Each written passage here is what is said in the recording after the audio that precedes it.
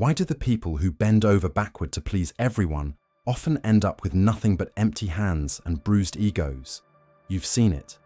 The co-worker who stays late to help, the friend who always says yes, the leader who avoids conflict at all costs, yet they're passed over, ignored, or taken for granted. Niccolo Machiavelli, the unflinching observer of power's brutal mechanics, saw this centuries ago and laid it bare in The Prince. Being nice in a world driven by self-interest is a one-way ticket to irrelevance. He wrote, "It is better to be feared than loved, if you cannot be both." This isn't about cruelty. It's about understanding that human nature rewards strength, calculation, and strategic self-preservation over blind generosity. Today, you're going to learn why playing the nice guy leaves you at the bottom of the pile, and how Machiavelli's Playbook can teach you to command respect, seize control, and thrive in a world that doesn't care about your good intentions. This is about seeing through the illusions of fairness and mastering the raw rules of power. Let's start with Machiavelli's core insight. Humans are not angels. They're driven by fear, desire, and the relentless pursuit of their own interests. He observed, "Men are so simple and so much inclined to obey immediate needs that a prince who deceives will always find those who allow themselves to be deceived." This is the first uncomfortable truth about why nice guys finish last. People don't value kindness unless it serves them. Think about it. When you go out of your way to help someone, do they always reciprocate? Or do they take it, smile, and move on? The nice guy assumes their goodwill will earn loyalty, but Machiavelli knew better. People respect power, not sacrifice. If you're always giving without demanding respect in return, you're not a saint. You're a resource to be exploited. Picture a workplace where Emma, a diligent employee, always volunteers for extra tasks. She covers shifts, helps colleagues with their projects, and never says no to her boss. She believes her hard work and kindness will earn her a promotion. But when the time comes, the promotion goes to Jake, who's less skilled but outspoken, confident, and unafraid to highlight his own achievements. Emma's stunned. She did everything right. But Machiavelli would nod knowingly. Emma's kindness made her useful, not powerful. Jake, whether consciously or not, followed a Machiavellian principle. He controlled his image, projecting strength and indispensability. Emma's selflessness signaled weakness, not virtue. The world doesn't reward those who wait for fairness. It rewards those who shape the game. This clash between idealism and reality is at the heart of why nice guys lose. Society sells you a story. Be good, work hard, and you'll be rewarded. But Machiavelli saw through this. In The Prince, he argued that a leader must prioritize being effective over being virtuous. Virtue is admirable, but it's a luxury in a world where people are quick to betray or exploit. The nice guy's mistake is believing that their goodness will inspire others to play fair. Instead, it often invites opportunists. Why? Because human psychology is wired for survival, not fairness. People are drawn to strength. They trust it, fear it, follow it. Kindness without a backbone looks like a lack of resolve. When you're too nice, you signal that you're easy to push around. And in any competitive arena, work, relationships, politics, that's a death sentence. Let's dive into the psychology behind this. Humans are hardwired to respond to power cues. Evolutionary biology tells us we gravitate toward those who seem in control, whether it's the confident CEO, the charismatic influencer, or the friend who always seems to get their way. Why? Because power suggests safety, resources, and status. Kindness, on its own, doesn't trigger the same instinct. When you're overly accommodating, you're sending a subconscious message. I'm not a threat, and I'm not in charge. This is why the nice guy often feels invisible. Their desire to please comes from a fear of conflict or rejection, but that fear betrays them. Machiavelli understood this deeply. He wrote that a prince must be willing to act against virtue when it serves their purpose, because clinging to ideals in a cutthroat world leaves you defenseless. Consider a modern example. Imagine Lucas, a freelance graphic designer desperate to build his reputation. He takes on a client, Sophia, who runs a startup. Lucas goes above and beyond, delivering extra revisions for free, agreeing to tight deadlines, and even throwing in a logo design as a favor.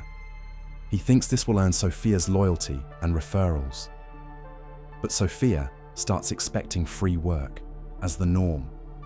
She delays payments, demands more revisions, and treats Lucas like an employee, not a partner. When Lucas finally asks for fair compensation, Sophia acts offended, claiming he's changed. Lucas learns the hard way. His niceness didn't build respect, it built dependence. A Machiavellian approach would have been different. Lucas could have set clear boundaries from the start, delivering excellent work but making it known that his time has value. By projecting strength, say by politely but firmly outlining payment terms, he'd have earned Sophia's respect, not her entitlement. This brings us to a key Machiavellian principle. Power is about perception, not just action. In The Prince, Machiavelli emphasized that a leader must appear strong, even when they're vulnerable. He wrote, "Men judge generally more by the eye than by the hand, for everyone can see, but few can touch." In other words, people believe what they see, not what's true. The nice guy's fatal flaw is that they appear weak, even if they're not. They prioritize others' comfort over their own authority, and that's a signal the world reads loud and clear. To avoid finishing last, you need to craft an image that commands respect. This doesn't mean being a jerk, it means being deliberate. Show competence, confidence, and control, even when you're unsure. The world will treat you as you present yourself. Let's make this practical. Imagine you're at a networking event, surrounded by ambitious professionals. You're tempted to be the nice guy, smiling, agreeing, offering help to make connections. But watch what happens. The person who stands out isn't the one nodding along. It's the one who speaks with conviction, shares bold ideas, and isn't afraid to disagree. They're not rude, but they're not bending over backward either. They project value, and others gravitate toward them. This is Machiavelli's playbook in action. Control the narrative of who you are. If you're always deferring, apologizing, or downplaying your worth, you're telling the room you don't matter. Instead, stand tall. Speak with purpose. Let your presence demand attention, not beg for it. But here's the catch: projecting. Strength isn't enough if you're blind to how others play the game. The nice guy often finishes last because they don't see the knives behind the smiles. Machiavelli warned that people are quick to exploit trust.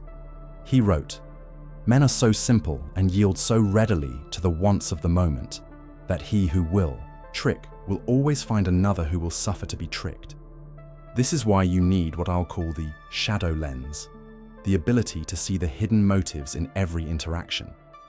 The nice guy trusts too easily, assuming others share their goodwill. But goodwill is a currency most people spend sparingly. To stop finishing last, you must learn to spot the players, the ones who use flattery, guilt, or promises to get what they want. Take a scenario from the corporate world. Rachel, a mid-level manager, is known for her kindness. She mentors her team, listens to their concerns, and avoids confrontation. But her colleague, Mark, has a different style. He's charming, always quick with a compliment, but Rachel notices he only praises her when he needs something, like her support in a meeting or her help on a project. Mark's not evil, he's strategic. He's using Rachel's desire to be liked against her. A nice guy would keep helping, hoping Mark will reciprocate. But a Machiavellian thinker sees through the flattery. Rachel starts using her shadow lens. She agrees to help Mark, but only when it benefits her, like trading her support for his endorsement on a key project. She's not being cruel. She's playing the game on her terms, ensuring she doesn't get used. This is where the nice guy's idealism trips them up. They believe in a world where kindness is its own reward, but Machiavelli knew that power respects power. In the Discourses, he argued that a leader must balance virtue with necessity, because relying on virtue alone invites ruin. The nice guy's obsession with being liked is a trap. It's a fear of being seen as bad. But fear is a weak foundation. It makes you predictable, and predictability is a gift to those who want to control you. To break this cycle, you need to embrace what Machiavelli called virtù. Not virtue in the moral sense, but the strength and cunning to shape your destiny. This means being willing to say no, to set boundaries, to prioritize your goals over others' approval. Let's explore this with a personal example. Imagine you're Mia, a young entrepreneur trying to grow your small business. You're invited to collaborate with a bigger company led by a CEO named Victor, who's known for his charm. Victor offers a partnership that sounds amazing. Exposure, resources, the works. But the deal heavily favors his company, with you taking on most of the risk. The nice guy in you wants to say yes, hoping the exposure will pay off, and Victor will appreciate your cooperation. But Machiavelli's voice whispers, a prince must never lack reasons to break his promises when they are no longer to his advantage. You don't have to be dishonest, but you do need to protect your interests. So, you counter Victor's offer with a deal that balances the risks. Say, a revenue-sharing model that ensures you're not left empty-handed. If Victor pushes back, you walk away. You're not being mean, you're being strategic. You're showing that your kindness comes with a spine. This balance is critical. Machiavelli didn't advocate for mindless cruelty. He despised leaders who were needlessly brutal. He wrote that a prince should avoid being hated because hatred breeds rebellion. The nice guy often avoids conflict to avoid being disliked, but that's a mistake. Conflict, when handled well, can build respect. Imagine you're leading a team, and one member, Ethan, keeps missing deadlines. The nice guy would let it slide, maybe picking up Ethan's slack to keep the peace. But that only breeds resentment.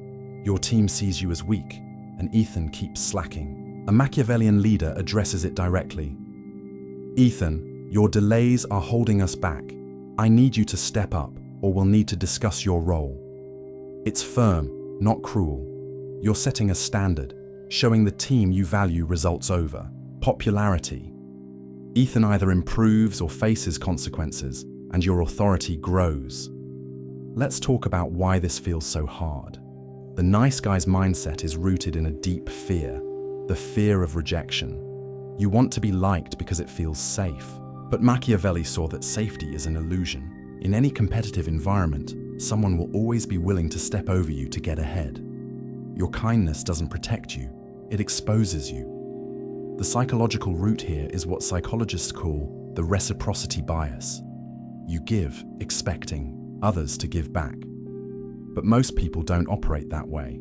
They take what's offered and move on. This is why Machiavelli stressed the importance of being feared. Not hated, but feared.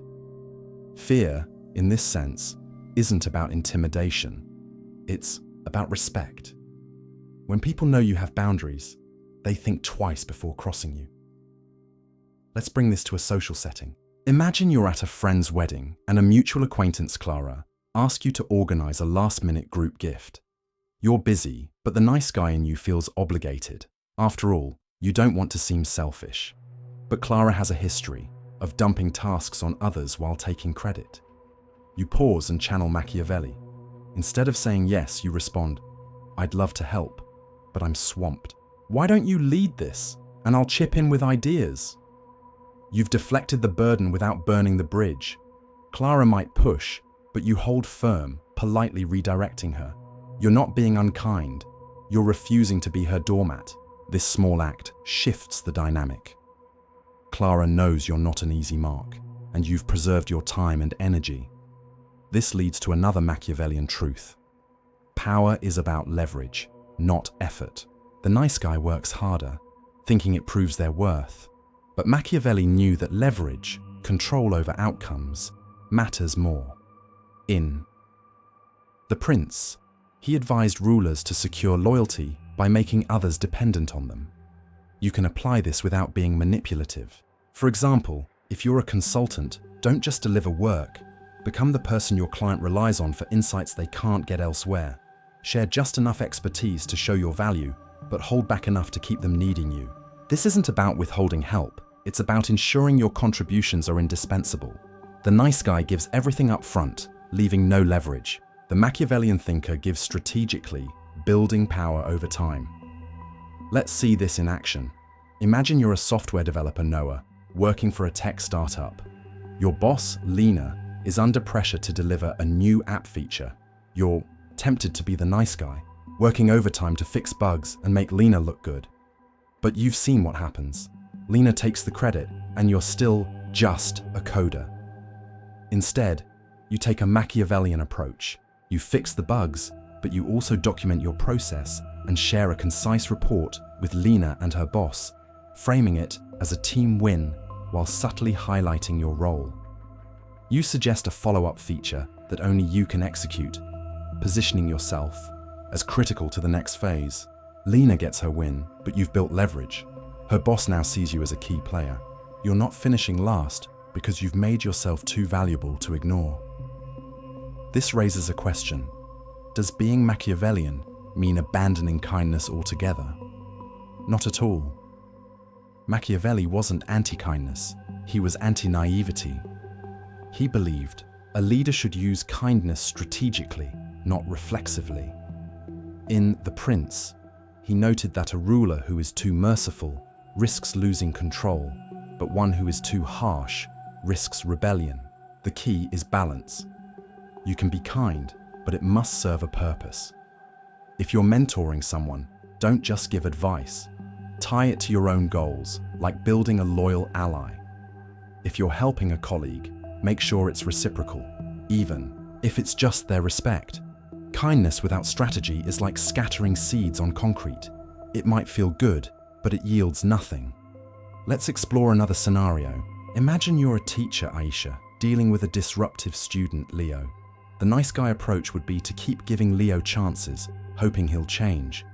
But Leo's disruptions continue, and your class suffers. A Machiavellian approach doesn't mean punishing Leo harshly. It means understanding his motives. Maybe Leo craves attention, so you give him a role, like leading a group project, channeling his energy into something productive. You're being kind, but it's strategic. Leo's behavior improves, your class runs smoothly, and you've strengthened your authority. You've used kindness as a tool, not a crutch.